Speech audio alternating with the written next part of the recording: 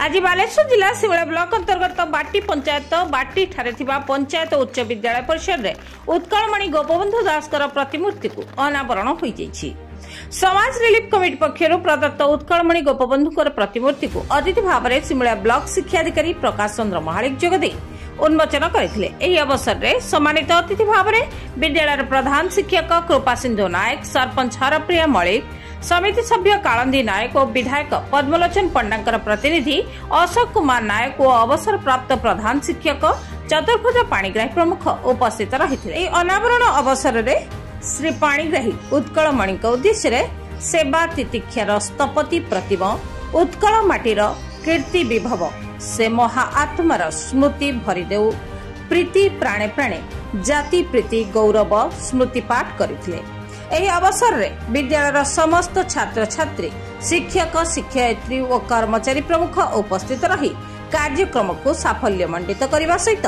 समाज relief committee को कृतज्ञता ज्ञापन करथिले।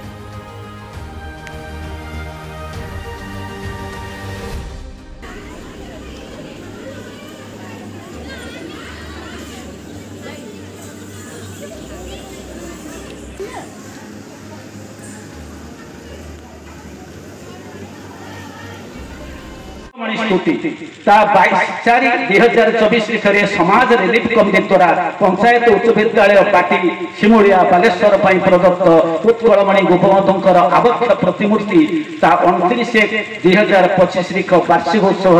अनावरण अवसर में स्तुतिपाठ सेवा तितिक्षार स्थपति प्रतिमा उत्कल माटीर कीर्ति विभव से महा आत्मार स्तुति भरिदेउ प्रति प्राणे जाति प्रीति गौरव जातीय जीवन जातीय प्रगति कल्पित मानस शाश्वत गीति उड़िया प्राणर उज्जवल आदर्श इतिहास शोभा अमर कृति अतीत दायाद व्यथित पुराण प्रशमित थिला जाहृद स्पर्शे अनाहार दग्ध जनता जीवन प्रशमित थिला कर्म आदर्श विच्छिन्न ओडिशा मातृ कलेवर संयोग करमे दक्ष वैद जाति कृति गीति भाषा समृद्धि विनियोगदार प्राण संपद से महामानव उत्कलमणिक अमर आत्मा को शत प्रणाम भरी जाऊ सबू कौल पराणे जातिर महक भाव परम गाथा मंदाकिनी समाज पत्रिका प्रतिष्ठान सृष्ट पावन धारा विभाजित करे यही विद्यापीठ धन्यवाद सदा हृदय भरा धन्यवाद सदा हृदय भरा।